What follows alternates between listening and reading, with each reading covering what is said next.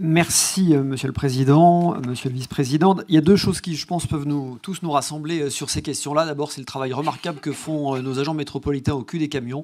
Parce que quand on parle ici de façon un peu désincarnée de ces questions, moi, j'oublie pas les agents qui, effectivement, font un travail remarquable, ceux des déchetteries également, mais en particulier ceux qui sont au cul des camions, parce que leur tâche ressemble un peu aux tonneaux des Danaïdes, et je voulais les saluer. Deuxième point qui peut nous rassembler, c'est je crois que chacun ici a bien conscience que la gestion des déchets est devenue un enjeu de premier plan, un enjeu majeur, à la fois pour diminuer la production, et vous avez raison, il faut impérativement sensibiliser et objectiver chacun d'entre nous, les citoyens et les collectivités, pour la diminution de la production, et donc des volumes qui seront à collecter, et puis aussi pour améliorer le tri et favoriser le réemploi et le recyclage.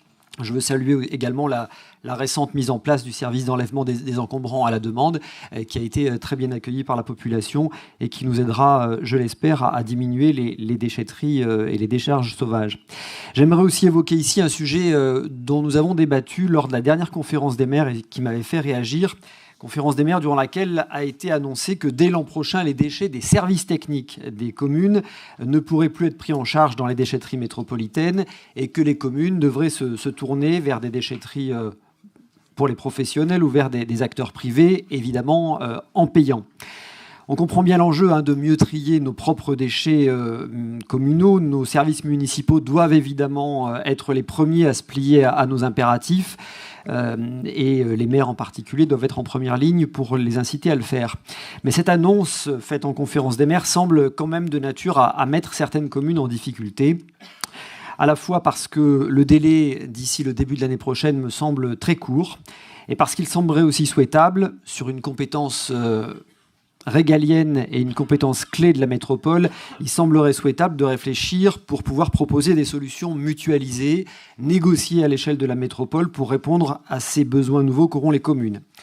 J'attire une nouvelle fois l'attention sur les dépôts et les décharges sauvages, puisque les communes ont tout à cœur de les supprimer le plus vite possible pour éviter leur prolifération et ce syndrome de l'incivilité qui incite encore plus à l'incivilité. Mais avec ce nouveau dispositif de mise en décharge, les communes devront payer pour évacuer les dépôts sauvages qu'elles auront elles-mêmes dû supprimer. C'est un peu la double peine. Donc je pense que nous serions bien inspirés collectivement à étudier un dispositif particulier qui accompagneront les communes qui le souhaiteraient dans ce futur impératif qui sera imposé par la métropole. Merci.